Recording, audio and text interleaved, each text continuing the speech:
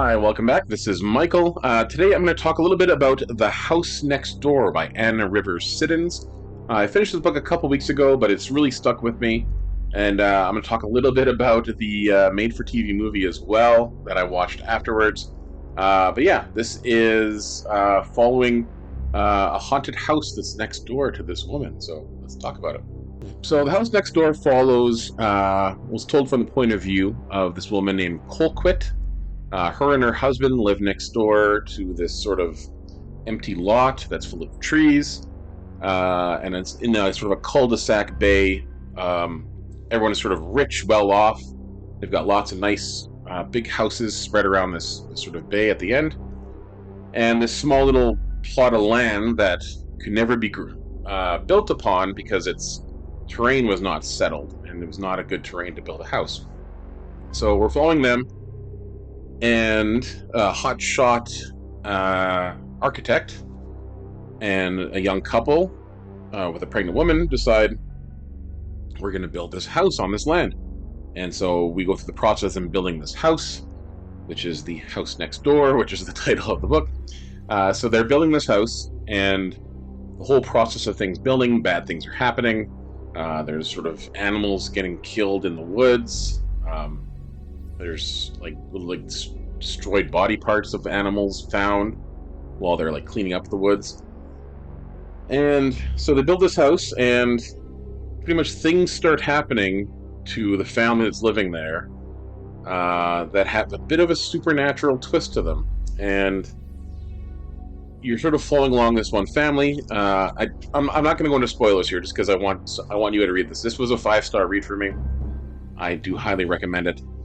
But so it follows a series of families moving into this house over the course of a couple of years.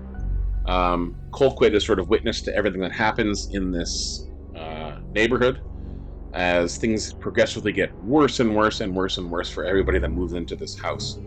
There is unexplained deaths. There is random sexual encounters that throw people off.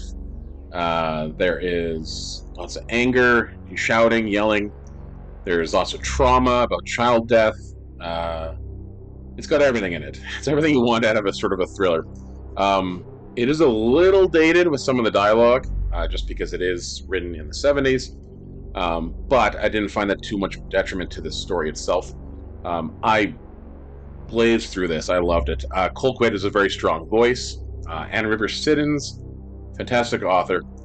She built such a world and built these characters that when things start going bad, you feel bad for them because they're nice people.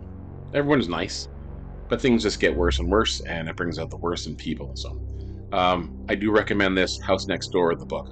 I'm going to touch briefly on The House Next Door, the movie. I found a third grade, it looks like 480p, maybe less quality version of the film on YouTube. I watched a portion of it because it is so fuzzy and blurry that you keep expecting things like it's as if it's loading, and eventually it'll catch up and be clear. It hurt my eyes. I watched for maybe half an hour. It hurt my eyes. But it's a modernization of this book. So this book takes place in the 70s. I know what the 70s, house looks like. I know what the lounges look like. I have an idea because I grew up in the 80s, so I saw all this stuff. The characters and the houses that they build for this modern retelling, which was in the early 2000s, it's like everyone's got surfer haircuts and beach bodies, and it's terrible.